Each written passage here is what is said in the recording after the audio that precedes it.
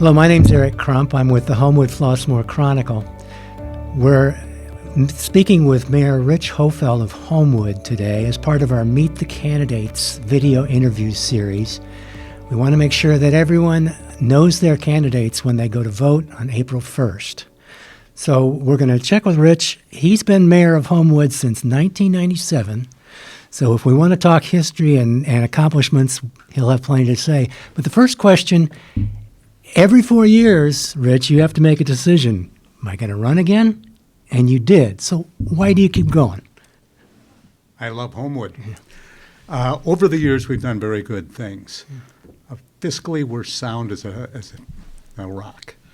Economically, we've just had tremendous successes. I want to see that continues. From a fiscal standpoint, and again, you come in on Saturdays, you're familiar with what we do. From a fiscal standpoint, we have about a $27 million a year general fund budget. The majority of that money comes from sales taxes. Up until last year, we didn't have any debt. We were debt-free, and I love that. Staff talked me into a small bond issue for specific purposes, capital expenditures, a new ambulance, a fire truck that's coming down the road. These are important things from a financial standpoint. When we went to our new water source in Hammond, we had a $12 million project. We paid cash for it. No bonding, no debt. It was through accumulated reserves. Economically, our successes are terrific. Halsted Street corridor continues to be successful. The downtown is a business district unto itself. And as of now, we have an excess of 60 places for eating.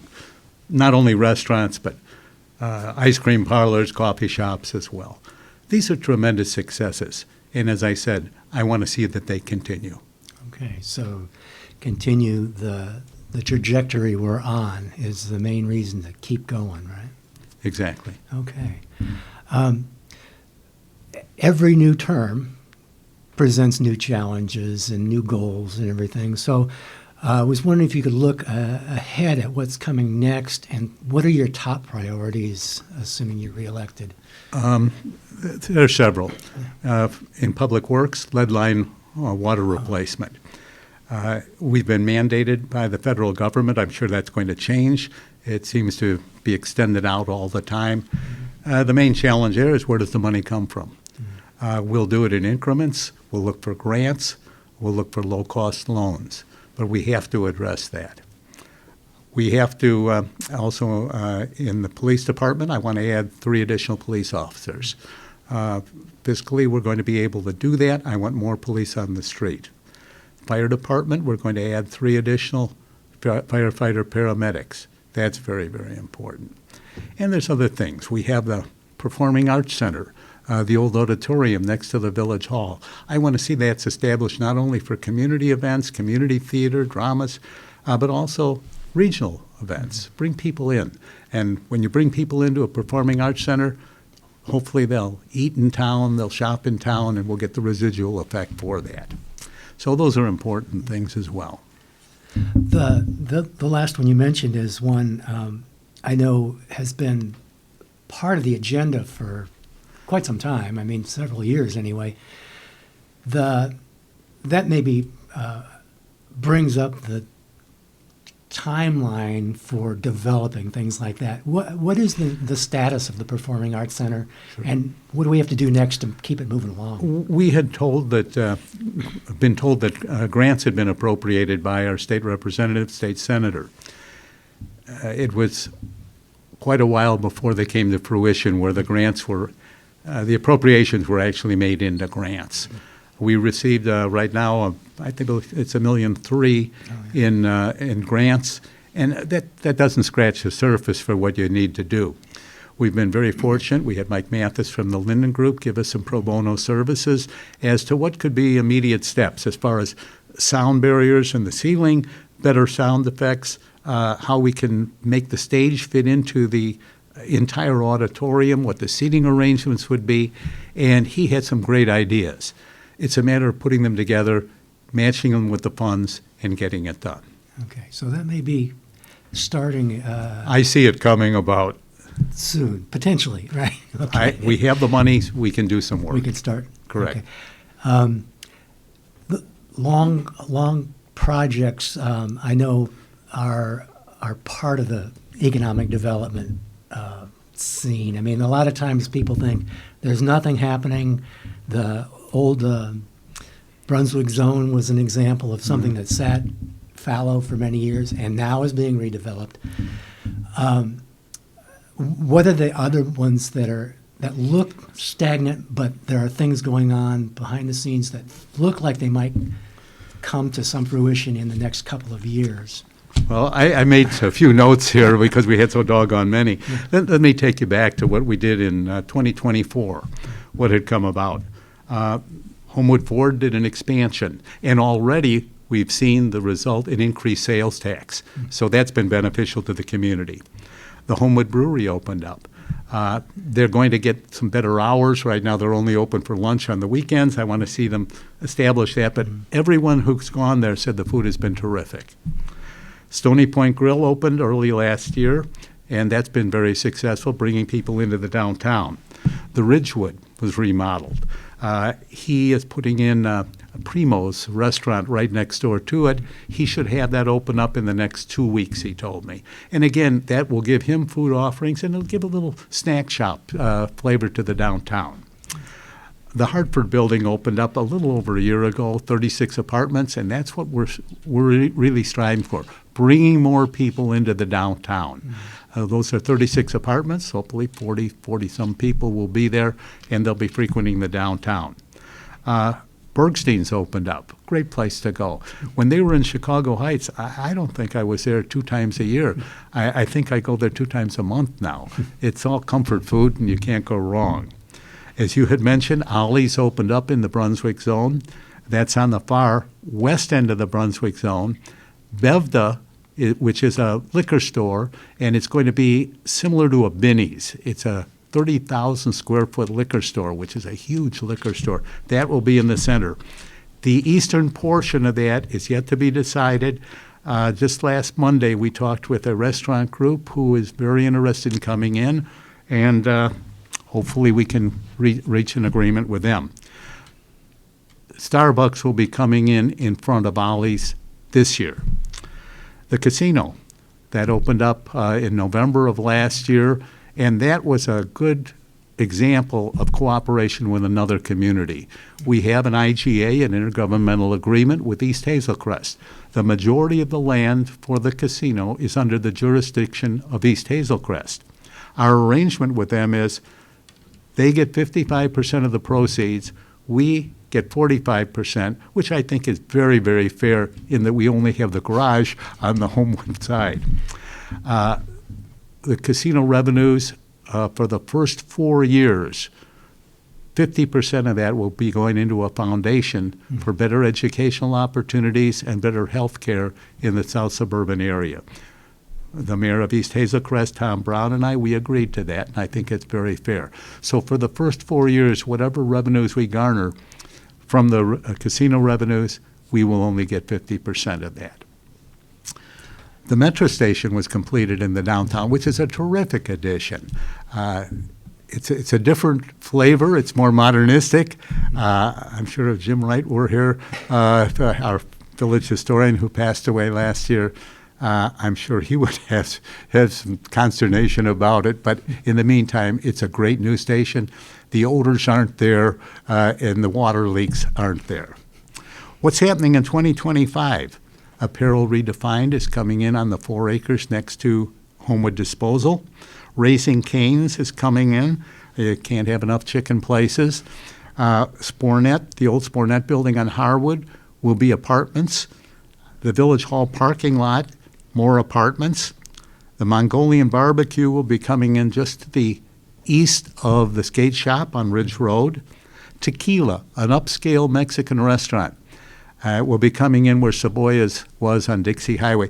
And I encourage anyone, if you haven't been to Tequila, they're going to be open later this year. go to the one in Chicago. It's not your standard burritos and tacos. This is elevated food. It's shrimp and it's steak. It's delicious. My wife and I went there and we enjoyed it. Old-fashioned donuts. Lord Almighty, I think the Panama Canal was built faster than this project, but nevertheless, they're hoping to open by summertime. Dave's Hot Chicken, again, you can't have enough chicken. That opened up recently over on Halsted Street. Have you been there, Eric? Not yet, no. It's a simple menu. They have 4 items on the menu, and at the bottom they have a heat chart. And I like hot food. I just went with the medium, and believe me, the medium is hot. While I was there, one of our police officers was there, and he took the most extreme sauce. And when you take that most extreme one, you have to sign a waiver. What a good shtick. But be that as it may, as I watched this police officer eat, the sweat was just coming out of him. That's too hot. That's too hot. Dazio's Pizza opened up right next to Harold's Chicken on a little strip where Jimmy John's is as well. Big Rocco's will be coming in across the street from Lassen's, that old abandoned gas station. Chris Zorich, who had played at Notre Dame and for the Chicago Bears, will be opening up a sports bar, and it's going to be a Notre Dame-themed sports bar where Delano's Pizza was, right on Dixie Highway, on the east side of Dixie Highway. We will have 3 Starbucks once we have that one constructed over on 183rd Street. And Mitchell and Michael's will be coming into the old Culture. I can't wait for them to open. They brought in samples of their food. It's delicious. So I can't wait for them to open as well. And I'm sure I've missed a few, but I had written down those that came to mind. It's a pretty good list, yeah. It's a great list. That actually suggests another question I have that I hear occasionally. Homewood is doing great as far as attracting businesses, always has. Occasionally we hear, though, that small businesses that are already here would like to see more support. I was wondering if you could talk about what the village does for small businesses and maybe whether there's anything else that we can do or are thinking about that would help keep them thriving. Yeah, our downtown business area is distinct. It's separate and apart from Halsted Street where the Nationals are. Of the downtown business, I believe there are 10 women-owned businesses, half of which are women of color. It's a wonderful mix. It's a great blend of different types of businesses. The village has instituted a non-tip incentive program where businesses can come in, property owners can come in for improvements. And should they qualify, it's a 50% reimbursement to them. One of the things that I've always been a big proponent of is our events. And I insist that all of our events be in the downtown area. Some time ago, we had some of our events that had outgrown at that time, the auditorium, and it was thought, well, move them over to the Park District facility over District 153, and I said, no, absolutely not. We keep all of our events in the downtown. And again, when people are in the downtown, they'll patronize the restaurants and they'll frequent the businesses as well. So I'm insistent upon that. And as you know, I spoke to you about events. I won't allow a beer tent and I won't allow a carnival. That just cheapens the events. All of our events are family-oriented. And I take great delight in seeing families walking down the street, white, black, brown, Asian. Everyone's getting along, everyone's having a good time, and that's what Homewood is all about. Okay.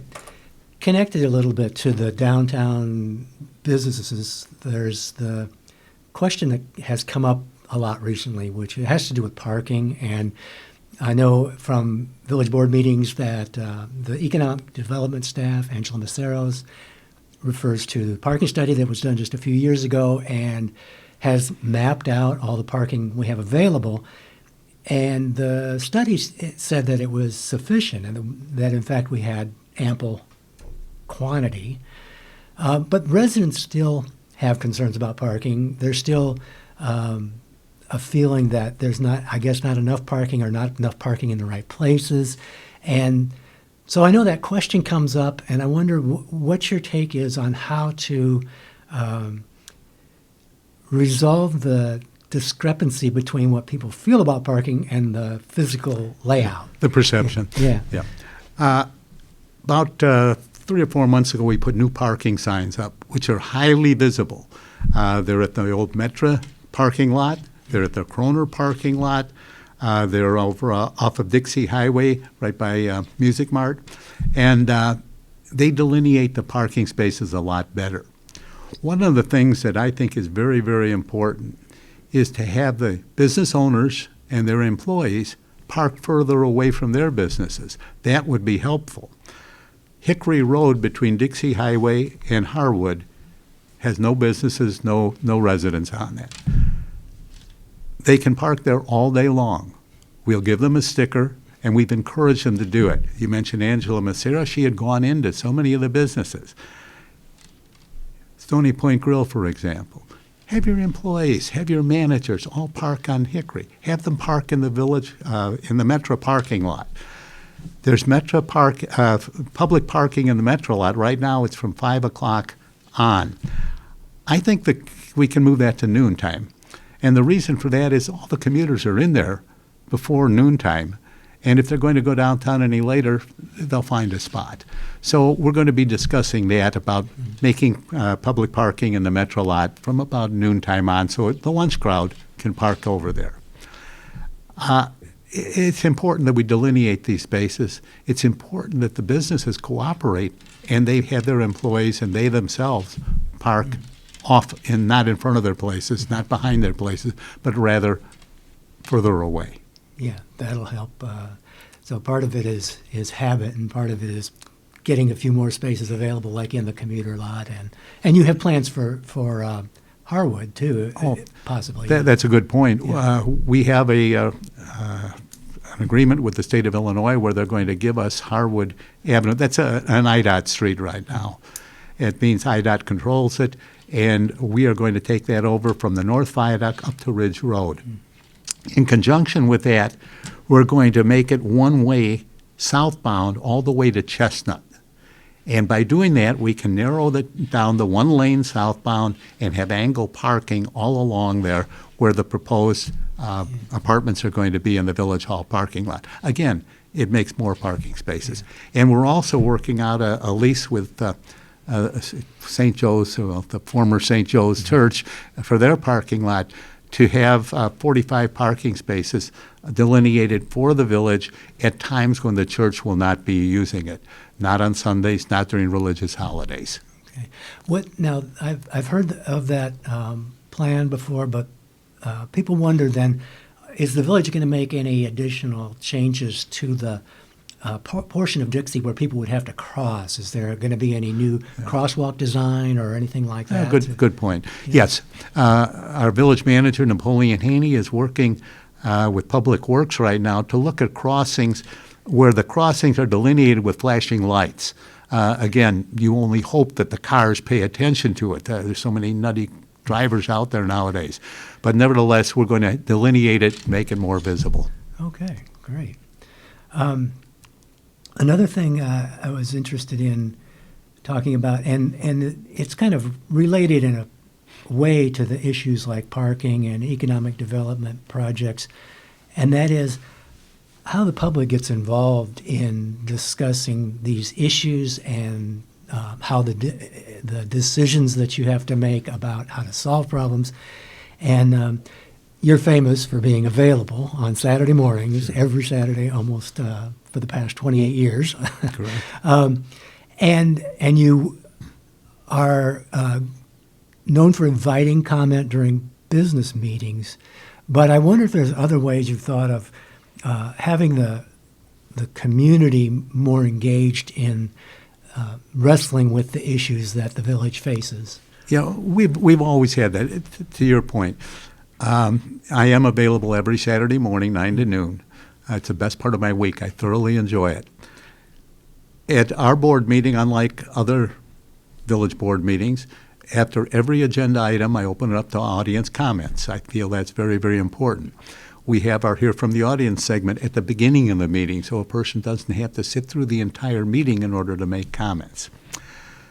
In the past, the Economic Development Committee, also our marketing director, they've had group meetings in the boardroom where they've spoken to different groups within the business community as well as the public as to what their perception is and what their feelings are, and trying to explain where all these parking spots are, where they can park, and the fact that we do have so many parking places. But that doesn't stop us from looking at other parking areas as well. I think it's pretty well known. I've been trying to get the Great American Dance Studio parking lot, which is by the post office, into a public parking lot. We've spoken with them, and thus far they're not willing to do that. But that's not going to stop us. We'll continue to do that. I think there's an opportunity to possibly work with Abundant Life Church. If they want to keep their parking lot, perhaps we can work something out with them. And don't tell them anything yet. They're not aware of this. But be that as it may, I think it'd be beneficial to them as well as us, where we do the maintenance, the snow plowing, the upkeep, and they make it available for public parking, and during church hours it's available for them. So there are other things that we can be doing. But we try to involve the public as much as possible. And as you know, you sit with me on Saturdays where you get most of your stories. My door's always open. And people come in, and there's no such thing as a crazy idea. I'm willing to listen to all of them. All right. Thanks. I want to shift to one other topic that's on a lot of people's minds these days, and it's not directly involved with the village and village governance, but it will affect the village, and that is the chaos at the federal level right now. We have, the immigration issues, the deportation sweeps. We've got uncertainty about whether all the federal programs that people depend on will still exist, and just a lot of uncertainty, and an opportunity for misinformation and disinformation to get a hold on the public imagination. And I wonder, what role do you think the village can play in just helping the whole community deal with these times? Yeah. These times, oh Lord, my wife and I stopped watching the news. It's very, very unsettling, to say the least. From an immigration standpoint, I've checked with our village manager and our police chief, and we adhere to the state of Illinois law. We will not cooperate with immigration, ICE as it's called, unless it involves a criminal matter. That's solid. We will not do that. As far as any local funding goes from the federal government, fortunately we're blessed. We're not dependent upon much in the way of federal funding. The funding that we look at is mostly state-provided funding, and that's out of the state coffers. It's very difficult. It's very difficult. I don't like it any more than the general public does. And you can only hope that what's coming out of Washington now is the shock effect. And we've seen it before, and we don't like it. And hopefully it will taper off and be less unsettling. Keeping our fingers crossed. It's bothersome. It is. Well, I think we've covered most of the issues that I had on my list, and you've covered all the economic development successes we've had recently and the ones coming down the pike. I wondered if there were any other issues that you think the village residents need to know before they vote. You get the last word. I think it's important to have a vision for the future. Mm-hmm. And right before I came here, I wrote some things down that are very, very important as far as a vision for the future of Homewood. You and I mentioned lead line replacement. To me, that's essential. Public works, something else that's very, very important is reforestation. Our urban forestry is declining, and we've had some substantial gifts given to us for reforestation. The cicadas have set us back last year, and believe me, I grow apples, and my apple trees have been decimated by the cicadas. So we have to make more reforestation efforts, and I think that's important. With our police department, I want to add 3 additional police officers, and we'll do that in our next budget year starting May 1st. I want the police chief to have the ability to have more officers to wherever she feels that they're important, be it a tactical unit on the street that's in her domain, and she should have that flexibility. I want to see more cameras on the street. Years ago, people thought cameras were intrusive.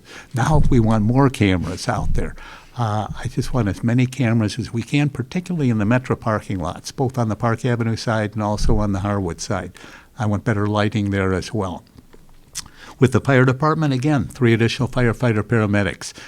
Most of the firefighters' calls are paramedic calls, and they should have the ability to have more people on the street. We have to budget for a new fire truck. At one of our most recent board meetings, we budgeted for a fire engine. Fire engine doubled in price.